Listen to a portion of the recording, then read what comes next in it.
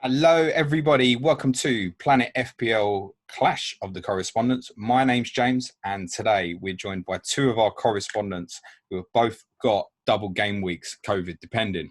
In game week 19, firstly, let me introduce you to Planet FPL Correspondent Mini League reigning champion, FPL Loco Lord, Dan Lord. How are you, Dan? Yeah, I'm good, James. Thanks. Good man. And Jack Toner at Turfy Topper, our Burnley correspondent. Jack's going to win it this year, apparently. How are you, Jack? Yeah, I'm very well, thank you. Good. Dan, can we start with you, mate? Big period coming up. There's a lot of concern about Liverpool at the moment following the West Brom, Newcastle, Southampton results. Is there something wrong, or is this just a blip? I don't know. I'd like to say it's just a blip, but I'm concerned as well. Can you elaborate on that? Yeah, just lots of little things. Klopp's annoying me a little bit, which I thought I'd never say. I'm glad you said that because he's been pissing me off this season as well, and he never bothered me before. No, I mean, he was one of the most likeable people, and obviously he's my manager, still love him, but he's complaining about things he never did before. He's making excuses for everything like he never did before. And it just seems like everything's not right. You know, obviously they've had their injuries, but, you know, every team has injuries and you've got to get over them and get on with it. And I think he just needs to stop feeling sorry for himself about what's happened and crack on. What could be the reason for that that's bothered him so much? Because I totally get that for all the clubs, particularly those in Europe, it's obviously difficult managing the circumstance. And I get none of the Premier League managers wanted to say the Wednesday night and then the Saturday 12:30 thing, but it feels like everybody's been through it. And then you take the example, you had to play us, Tottenham, on the Wednesday night, which was a tough game for you. And then you played Palace at 12:30 on a Saturday and you won 7-0. So that didn't make any difference, did it? So I don't get it. It just feels like, obviously, the injuries. Is it that? Is it stress through the lack of centre-backs at the moment, do you think? I think it's an accumulation of stress of that and possibly stress of actually being favourites for once. I don't think Klopp's been in that position. He's always had Bayern ahead of him when he's been at Dortmund. And you know, we've never really been favourites to win the league. And we probably weren't on paper this time, but I think a lot of us fancy, you know, a lot of people fancy us to do it again. And I think, you know, having that added pressure of that expectancy from the fan base and others, you know, and then couple that with the, you know, the injuries and he's just complaining all the time. And, you know, it's not ideal and we have no cover, but, you know, he's only himself to blame, really. This obviously doesn't matter for the upcoming game week because you've got 2 home games. But the away form is quite alarming, really. It's 2 wins, Palace and Chelsea back in game week 2. I think it's 1 away win in 8 or 9, I think. Can you put your finger on why that is? Because essentially, if your home form dips like everybody else's has a little bit, then you'd be adrift. I can't put my finger on it. Especially with no fans, it doesn't even have a correlation much as it does in the past. I wouldn't like to say what it is. It's just I think you're right, because I think all of us probably would have thought, well, Liverpool away, that's a bit easier now with no cop second half and that kind of thing. And yet the home form, bar the West Brom game, which I mean City dropped points in that game as well, has been exemplary, right? It's no different to usual. In fact, Burnley's the only other team to take points from Anfield in the last 18 months or so, I think. I think it's a mentality issue as well. You know, when you've had that record for so long at the Premier League at home, you kind of go out thinking you're going to win. Yeah, I get that. Even before you have. So that kind of mentality taken out on the pitch. Whereas if you flip it on its side, then with that poor away form, then that mentality comes out and, you know, we're not very good away kind of thing. We struggle away. And has that come across? I don't know. You know, I'm not in the camp. You don't see it, do you? Okay, let's bring Jack into the conversation. Jack, literally nobody thinks you're going to get relegated. I haven't heard anybody say that they think after the little run you put together recently, and every time you come on this podcast, you say, listen, mate, we'll keep some clean sheets when you don't expect it. There it was again. Suddenly we're looking at, hang on, has Pope just kept 4 clean sheets in 6 games here? How did that happen? And he missed one of the games in between as well, which was the Man City game. Do you justifiably think, yeah, there's no danger, we'll go down now? I was a little bit more worried this season. I think with all speculation with the takeover, which now has obviously gone through, Dyche has always kept a very close-knit bunch and they've always seemed to get on, whereas that's wavered the past sort of six to 8 months. But yeah, now we've... The massive player to get back was Ben Mee. I mean, the statistics without him were abysmal. And as soon as he's back into the team, it's much more consistent, back to, like you said, the clean sheets that we expect. But the alarming thing is up front. We've scored the least amount of goals in the Premier League, and I think that's in a stat today that if we carried on at the rate we are, we'd score 21 goals all season or something like that, which is a little bit alarming. And you still probably comfortably stay up. Yeah. It's mad, isn't it? You say that, I've still got Chris Wood in my fantasy team though, so I don't know why that's... Is he going to stay for... Well, I presume he stays for the double now, doesn't he? Fans aren't happy. They're saying he looks tired. He's not... He just looks a shadow of his former self, and they're saying, best thing he needs is a break. And Vidra is like how I've seen a lot of Arsenal fans talk about Ozil. When he's not in the team, when he's not playing, people don't see him. He becomes better. Yeah, he becomes better. So, I mean, to be fair, Vidra never has had a chance. And when he's played, he's actually looked quite decent. The minute, Wood and Barnes, it's just not clicking at all. But again, like we've said, with how a Sean Dyche team with Burnley looks, we could quite easily... I feel like over the last 18 months or so, there's been periods for Wood, both with Barnes and with Jay Rodriguez, where it looks like in that partnership, he's always capable of going for a spell. I started the season with him, even though he didn't have a game in game week 1, because I thought, you know what? His consistency around about that value, he's great. But if everybody had a double game week next week, Chris Wood wouldn't be anywhere near my radar, I don't think. Partly because of the fixtures, but I think more the form at the moment doesn't particularly look like scoring either.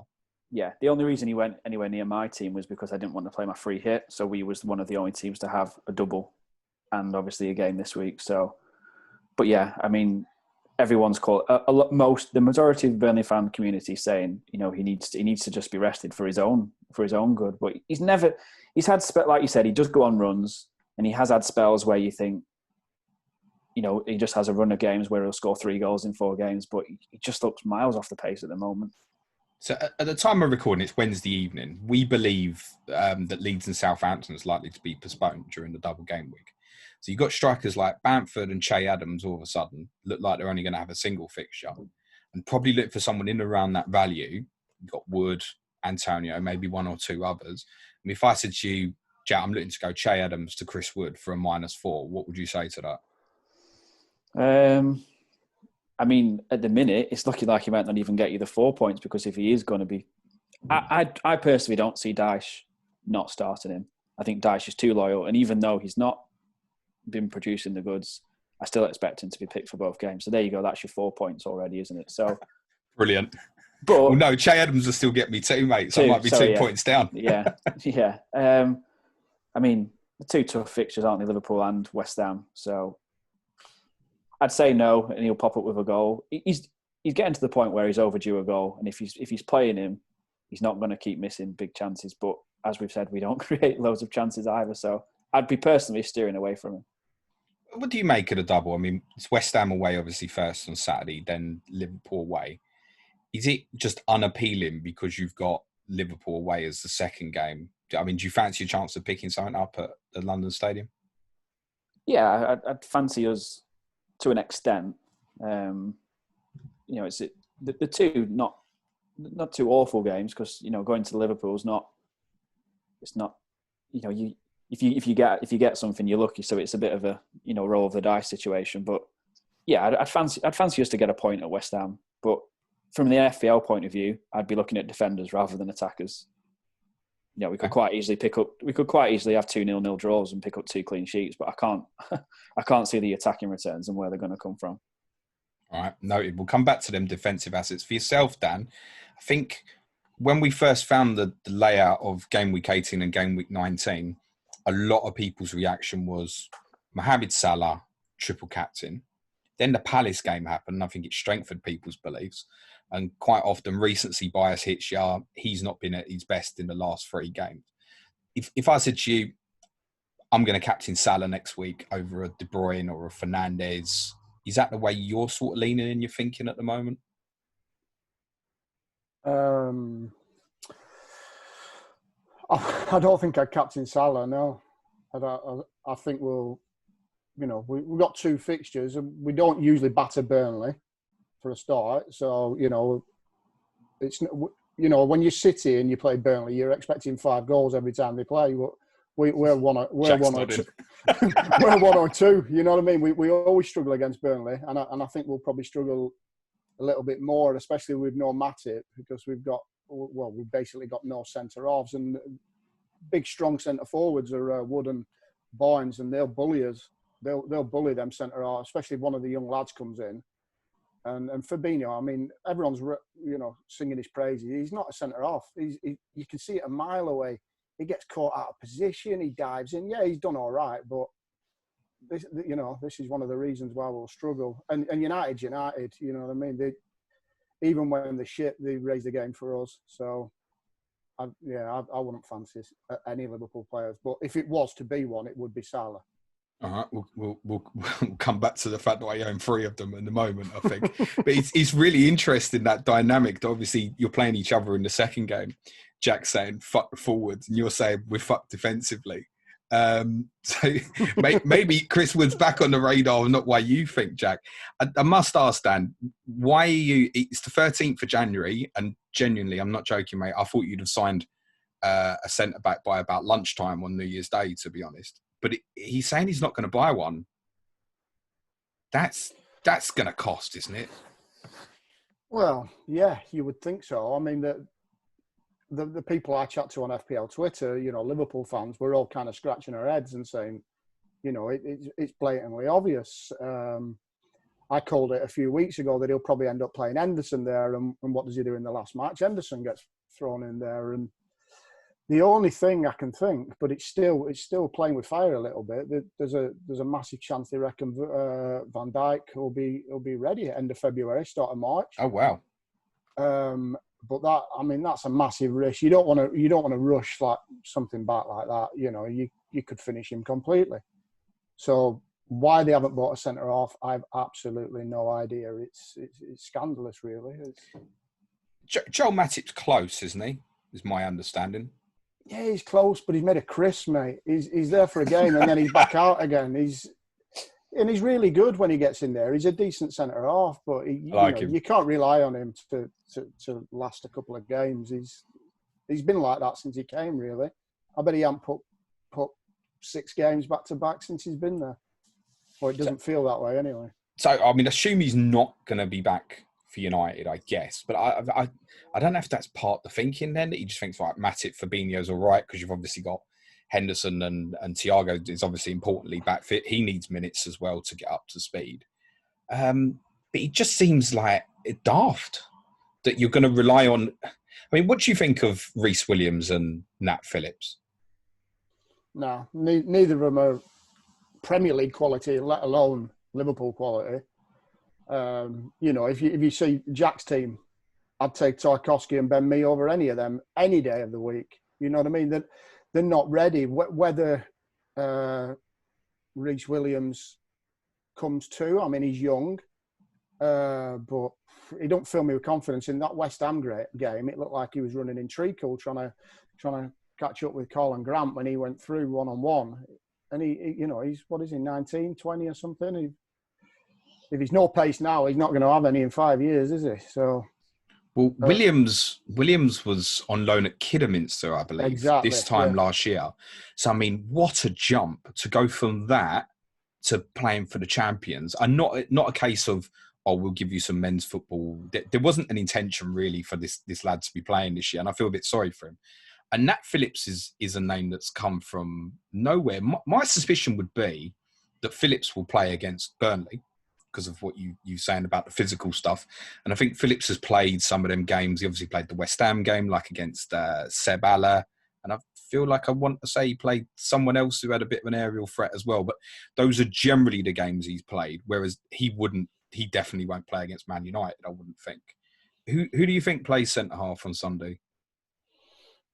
The United game, I think it'll be... If Matip's fit, but I doubt he will be. But they'll be trying everything to get it. It'll be Matip and Fabinho. If not, I think he might play Henderson again. I agree. I think you play Henderson at centre back again. He doesn't trust the young lads. No, I don't think he trusts them for them big games, and it's scary. I think this is the thing that's annoying me a bit. I think one of the reasons he's not gone into the market, I think he's a little bit arrogant with it as well as Klopp, as to say we'll be all right without him for a bit. We're good enough everywhere else to get away with it, but. You know, I'm scared. Fair, anybody who lost all three of their centre halves would struggle, mate. I mean, look at the impact Jack said about, like, literally they just missed Ben Mee, and as soon as he's come back, he's fixed the team. Because the team's just more stable. Tarkowski goes back to his natural position, right sided centre half. He was out of position, but no matter what you do at the moment, you're still playing, as you said, a midfielder in Fabinho at centre half, and we're talking about playing United at the weekend who are top of the league at the moment with Henderson and Fabinho. If he's arrogance, it's not his own. It's not his fault that those players have got injured. I just think it needs fixing. Well, that's what I mean. His arrogance is kind of not buying somebody else. Like, you know, we'll be all right. We're good enough elsewhere. Well, we're not good enough elsewhere. You know what I mean? If you can't defend, you can't defend. If Aston Villa can rip us a new one and put 7 past us, then, you know, United. That was with Van Dijk. Yeah, well, I mean, that was mainly Adrian, wasn't it? But, yeah. Didn't help that they were going one-on-one every 5 minutes, to be fair, Dan. No. Do you think there's any chance he's been told he can't buy? I know Fenway are tight, but, they've got to have money in the kitty with how they've done over the years, the last few years, the Champions League runs. They're very profitable, obviously winning the league. TV rights, new kit deal with Nike, the sales, you know what I mean? I don't see why they don't have money. I really don't know. I've got Trent and Robbo, Dan. You know, I love them as FPL assets, but the intention is that they're going after this double game week. That's the right move, isn't it? I've not had any Liverpool for 6 or 7 weeks. This is why you're a better FPL manager than me, mate. Not this season. I'm struggling big time. I'm not even with the flow, really. I didn't know. I've no strategy for 18, 19. I'm just kind of going week to week at the moment. You're probably winning them, mate. Robbo's on top form. He has been all season. And if they don't keep clean sheets, he's always potential to get attacking returns. Trent's out of sorts. He's young. You know, I think he set the bar really high. But youngsters are inconsistent. They always have been in any position. So he's having a bad time of it at the moment, trying to force things. But, you know, his class will come through again eventually. I won't be keen on Liverpool defenders at the moment. It feels a little bit like there's too much distance between Trent and Salah. I don't know if that's Trent not getting high enough, if it's a fitness issue, or Salah's not dropping towards the ball. I feel like when he drops in towards the ball, he can play with Trent. And then, obviously, if he draws someone with him, then he spins behind. And I feel like you're not getting in behind teams as much. And obviously, Trent is such a creator. We know his crossing is great, his passing is great, etc. But it just feels like the distance of the team on that right-hand side is not right at the moment, it feels to me. Is that fair? Yeah, it's fair. And I think, for me, quite a lot of it comes from the injuries again. But with the injuries, it means we've had Henderson in different positions all the time. And actually, Henderson's better when he fills that void you're talking about on the right there. When as part of the midfield three, he plays to the right of the three. Yep. And he fills that void a little bit. And you know, he'll cover into right back and let Trent go a bit to close that gap. But because he's been playing holding midfielder, he's been playing defender, he's been injured. I think that's probably why it's looked like there is a bit of a void. And even Salah seems to be dropping deeper as well to kind of try and close that himself a little bit. He seems to be coming back a lot more than he's done in the past to kind of affect the play from there. But, I mean, I said it to you in pre-season. I just think Liverpool are a little bit predictable. And I think if you get your tactics right, you know, they're there to be had. Wow. I mean, that's a big change and a shift in mentality, I think, and for opposition are now thinking, yeah, look, can expose you. Obviously, particularly between I think Trent and whoever's playing right and centre half. And I hadn't given much thought to what you're saying about Henderson playing right of midfield three, but that makes a lot of sense. Obviously, one thing that would fix that is obviously buying a centre half, and you play Henderson right up Thiago. We're going round in circles with that there. Why do you think Salah's off then? And I guess the same for Mane and Firmino as well. I think it's the team, isn't it? The team's no confidence. I mean, Klopp picked up on it and said, they've kind of lost the mojo as such, and they need. And I think this is why they played quite a strong team in the cup, and that was nearly egg on the face. And I think it was to get a bit of confidence back. When we played Villa, I thought he was just going to play a reserve team, just put a reserve team out there. But he picked like 5 or 6 of the main lads, and I thought he's trying to get some confidence back in them. And then when it was 1-1, I think, oh, Jesus Christ, he's made it bloody worse here. I didn't. I thought I'm going to turn this on now. So, I think it's just throughout the squad. I think Thiago being back will help a lot if he stays fit now, because I think he'll just give everyone a bit of a lift. He's a super player. Yeah, he's fantastic. Absolutely dream to watch. But he's got to be integrated into the team properly, and it's just been very bitty this season. Obviously, COVID hasn't helped and everything else, but everyone's in the same boat. It's just a weird season this year. To actually say United are top of the league, and that says it all, doesn't it? You know what I mean? I can tell you're well chuffed about that, mate. Jack, do you own Liverpool assets yourself? Salah and Trent. Who's your captain next week? I was leaning towards Salah, but maybe not now. Dan just put me right off as well, mate. I don't own KDB though, so I'm in big trouble. What would be your alternative if you didn't captain Salah? Out of interest. I'm potentially just getting De Bruyne in, so I might switch it to him. Instead of him? Yeah, potentially. No, not instead of Salah. It would be instead of juggling someone around. Okay. Is that a reasonable move, Dan, being serious? Salah to De Bruyne? Like I said, I've been a bit off the pace. I'll blame work. Work's been manic. But look, I've not really looked at the fixtures. Obviously, know Liverpool are playing. City got Palace at home, Villa at home. Yeah, I'm looking at it now. City's got better fixtures by far. And City, the last few matches, I mean, obviously not tonight. They've not scored yet, but they seem to have hit a bit of form, don't they? I was taking that game and avoiding the score. Cheers, mate. I mean, we should say by the time this podcast goes out, let's hope KDB's still fit. Otherwise, that's going to look very, very dated, isn't it?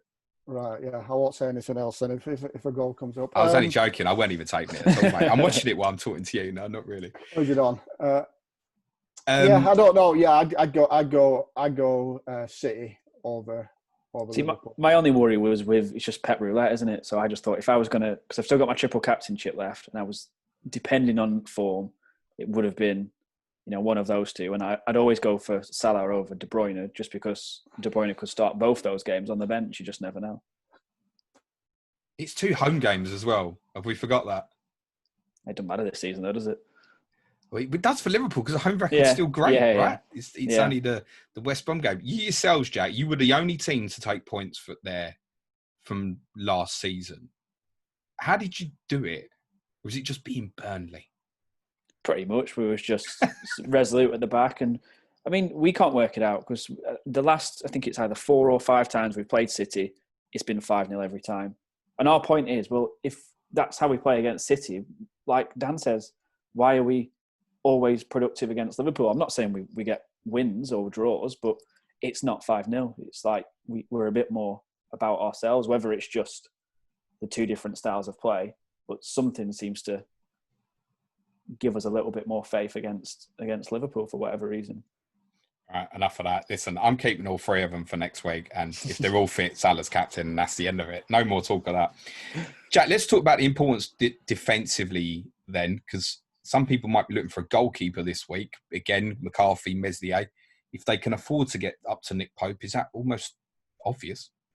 Yeah, if you've got change in the bank and he's an option, then I don't see why not. I've said it many a times. We can go into a run of games, and if anything, we're going to be quite conservative against Liverpool. So, there is a potential still have a clean sheet when you wouldn't have thought it. So yeah, I mean, we could quite easily go 2 games and keep 2 clean sheets. So yeah, Pope would definitely be one of my options. Well, the beauty of him, as you've told us many times, Jack, is he'll make the saves. It's a 4-pointer against United again. Six saves in that game. When the 6th came, I was like, I knew it. It's inevitable with him all the time that he's going to make saves because you obviously allow plenty of shots on goal as well documented. If you're in that position where you could get to Pope, or perhaps you're in that position where you've got Dallas or someone similar, perhaps Bednarek, and you think, geez, I really want someone with a double. What's the priority in the thinking? What would you advise people? Like you said, I think with Pope, you've always have got that option of you're going to get the save points no matter who we play.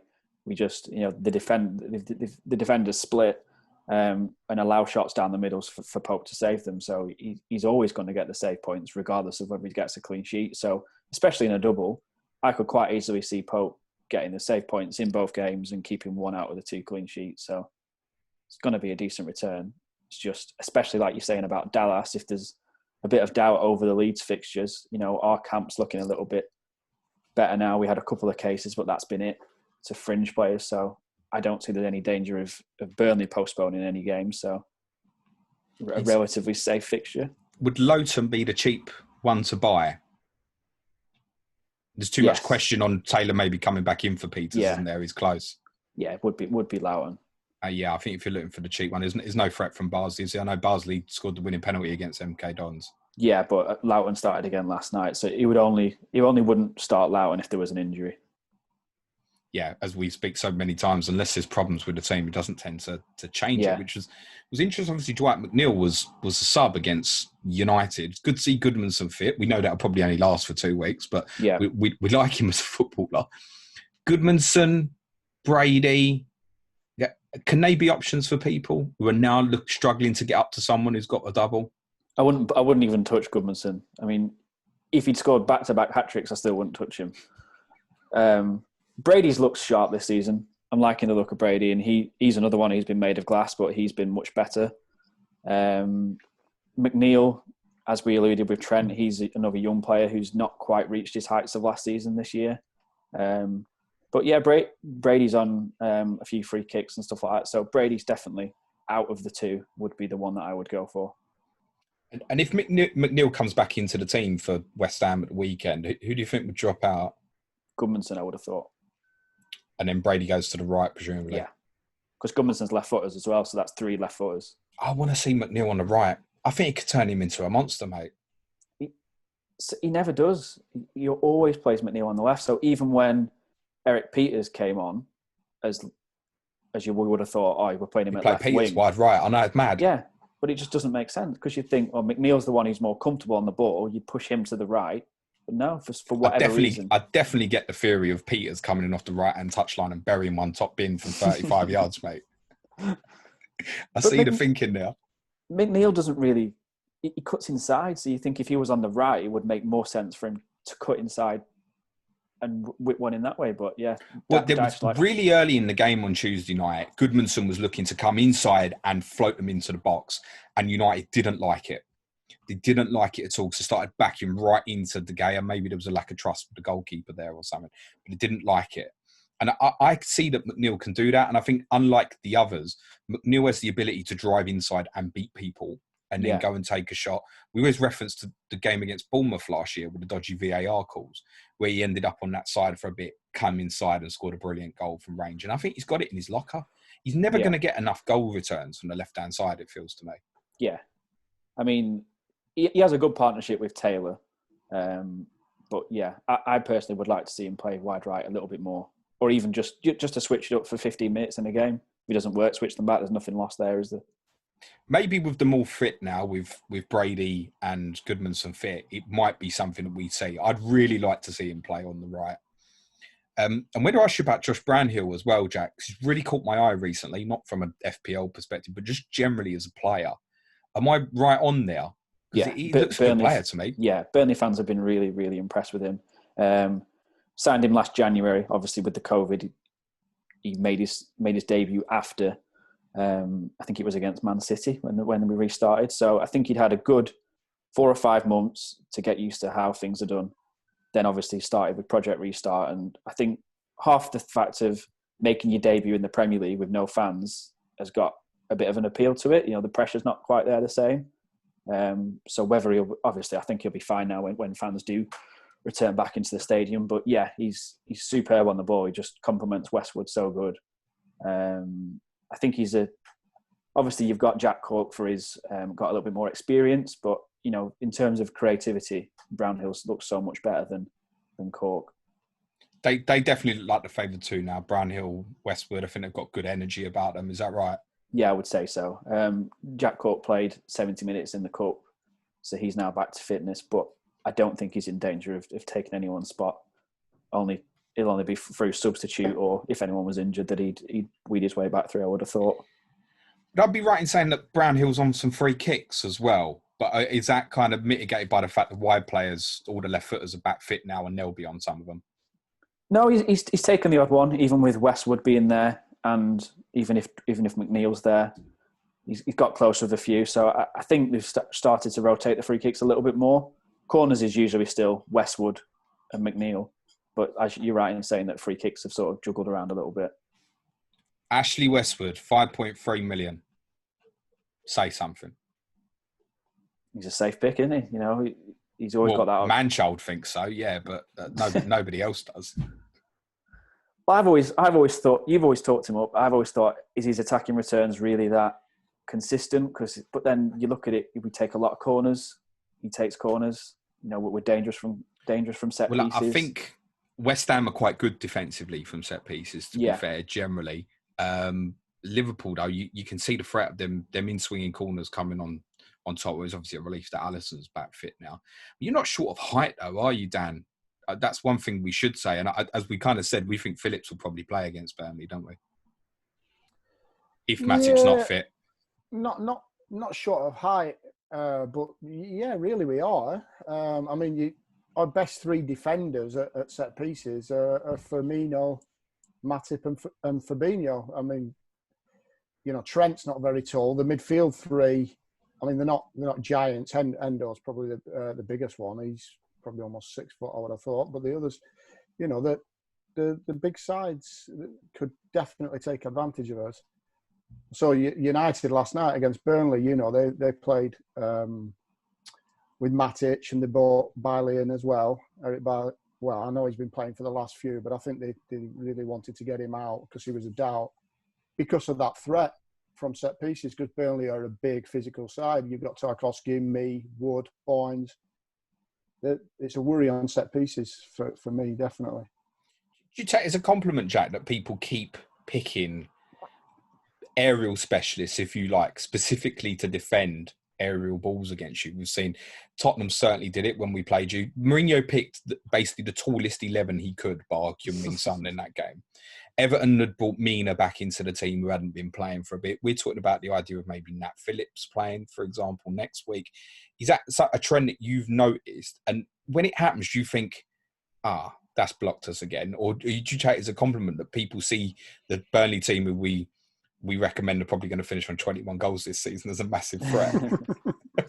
Well, not particularly. Obviously, it's going to have some sort of effect if they're doing that. But I'd just personally like to see Dyche switch it around a bit more, because we were talking about the United game, and you were saying they were sitting very deep in that first 10 minutes. There was none of that in the second half. So we was lumping it up. Barnes and Wood couldn't get a hold of it. And we were playing 2 strikers, and I don't think either of them saw the ball for 25 minutes. So I think personally, it's great when it works, and you can rely on that. But I don't want to just be a big, physical presence all the time. Bring Vidra on, because if they're then going to squeeze up the pitch, if you bring a bit of pace on, you give them something else to think about then, because Barnes and Wood aren't going to get in behind from the halfway line and score a 1-on-1. It's just never going to happen. Whereas Vidra would be like what Crouch and Defoe used to have, the big man, little man. But Dyche is just so reluctant to make substitutions, and I just think that's his biggest downfall. I've said it before, I'll say it again.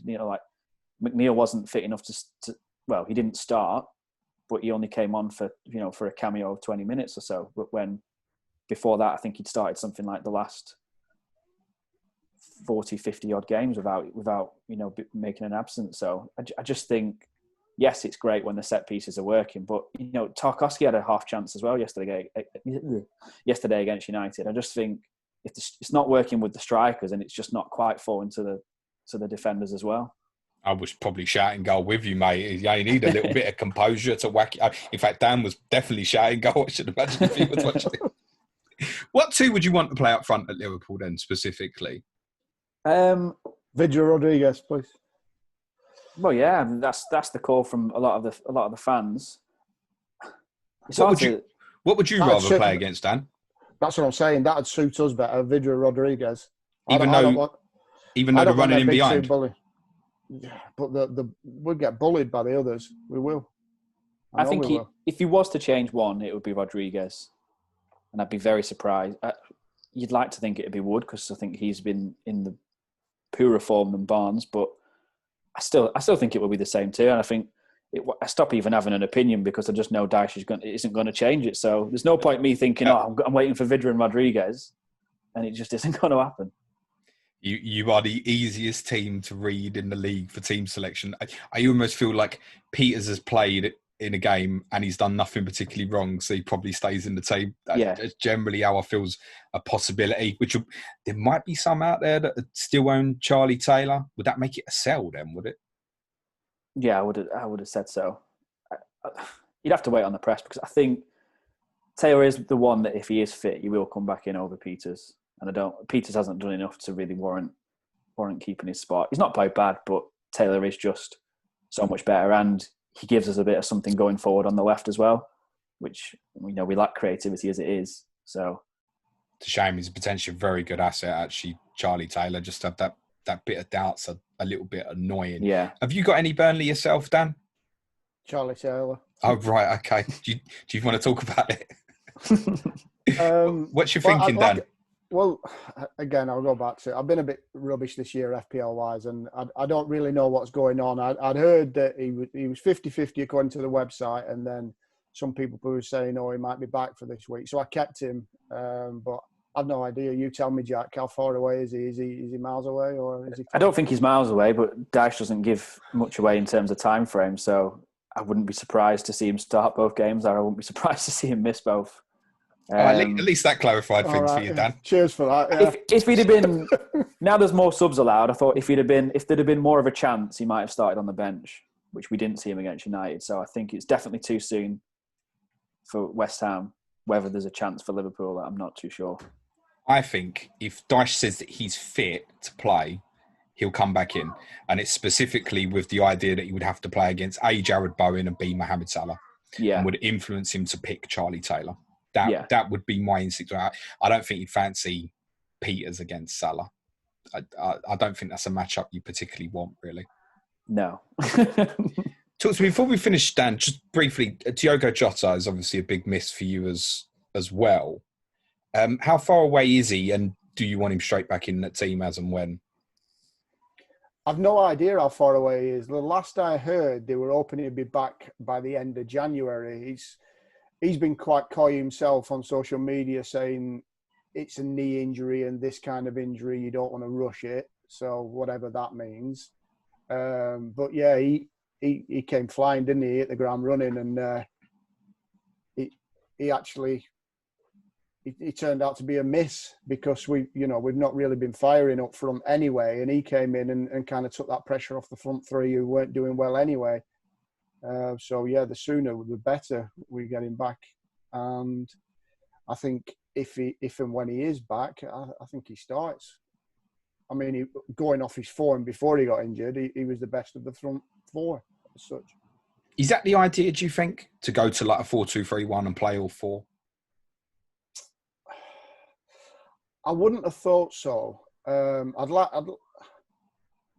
just can't see how if you've got Henderson, Wijnaldum, and Thiago all fit, how they don't start together. So then, does someone miss out? Do they? If you buy a centre half, you can get Fabinho back in midfield as well, mate. Well, that's the thing, isn't it? Where he is, in my opinion, the best defensive midfielder in the league. So yeah, there's options, and I think there might be the odd game where they play the 4-2-3-1, depending on the opposition, and Firmino could maybe play in the hole, and Salah maybe go down the middle, and Jota on one of the wings, but I don't think it'll be a long-term plan. Ironically, Burnley might have been one of the games that we might have seen it. I think. I know you're a big fan of Firmino, Dan. You've always spoken so highly of him in the past. He gets a lot of criticism, and I think it always comes his way when the goals aren't there. Essentially, it's only 3 weeks ago we were raving about his performance at Crystal Palace. 3 blanks later, everyone wants to criticise him again. You're missing Jota.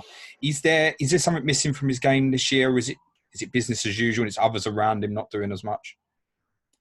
Particularly the last time we spoke, and an early season, he was poor. He was well off it. Yeah, he was well off it.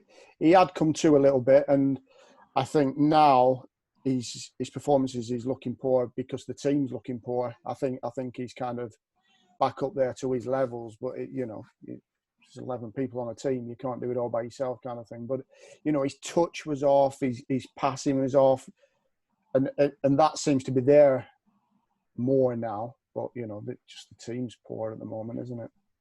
Are you going to win this league, mate? Don't know. All right, who do you think will win it?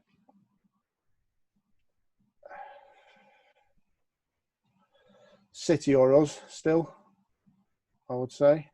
I think it all depends on the centre-half issue.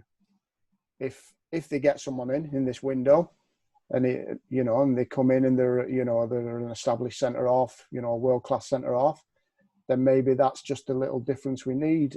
If we can hang on for a few more weeks or 5 or 6 weeks, if the rumours about Van Dijk are true, then when he comes back, it'll make a hell of a difference and give everyone a lift. But we can't lose too much ground in the meantime either way, whether we're waiting for another centre half or waiting for Van Dijk to be back. I mean, it might be just all rumours and Van Dijk's no chance of getting back this season. So then they definitely need to get a centre half. I think without, I can't see us winning it, to be honest. If we stay with Matip, made of crisps, Phillips and Williams, then I can't see it. I thought C.O.T.C would have been on your radar. Bloody hell, Jack. Go on, I agree, but go on. Well, he said he wasn't signing a new contract with us. He came out in the media and said that, and he's statistically was the highest rated centre back in Europe last season. Is he good enough on the ball to play for Liverpool? I think when you actually do watch him, he probably would have needed a little bit more. If you were going to go for C.O.T.C, you would have been a 1st of January sort of signing, or you would have been one you would to get in early and get it coached into him. But out of the two, he's far more comfortable on the ball than Ben Mee.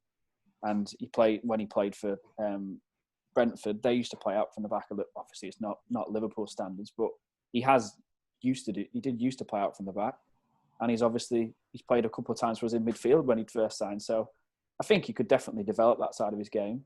And if Liverpool had been sniffing around, C.O.T.C's going to be saying, "That's it, I want to leave." And I think that's fair.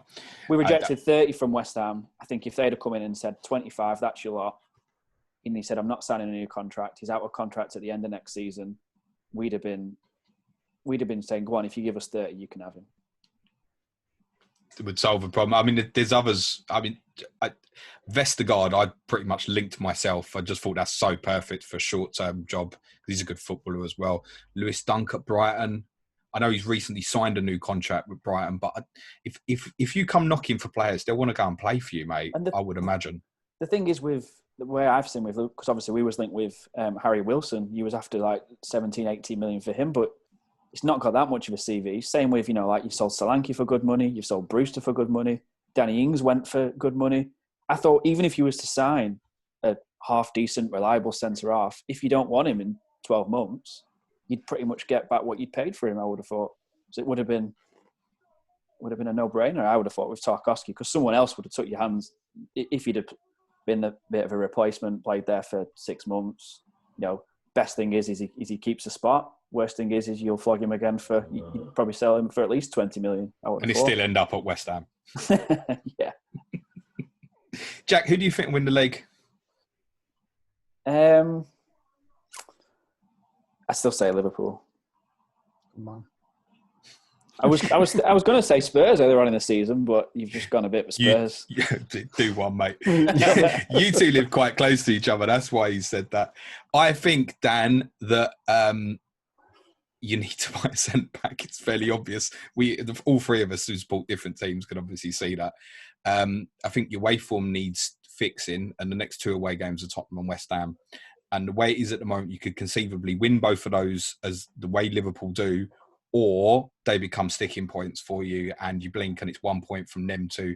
And even if you beat United, then it feels like you're slipping off the pace again. And then after that, you've got City at home. It's such a massive period that I feel like even if Van Dijk is going to be back fit for sort of the end of February or something, like it might be too late. I feel like you can't let City go ahead of you. That's what I feel at the moment. You can't let them go ahead. And I felt after they drew with West Brom, I felt it was nearly finished, to be honest. And the Newcastle and West Brom results for yourself are particularly shocking. Individually, they can happen. You just don't expect Liverpool to score 1 goal from those 3 games if you include Southampton, especially after all of us thought after the 7 at Palace, that's it. And after the big win against Tottenham the midweek before as well. So just shows in this season with so much uncertainty, so much can change. Jack, you'll stay up, mate. No probs. You'll stay up if you score 15 fucking goals, mate. No probs. My friend's a Newcastle fan, and he's saying that he reckons that Sheffield United will finish above Newcastle, and obviously he reckons we will. He says they are that bad. Honestly, I would say at the moment that I would fancy them. They're 3 points clear of you, I think, Newcastle. Yeah. I'd put them in trouble more than you. Yeah.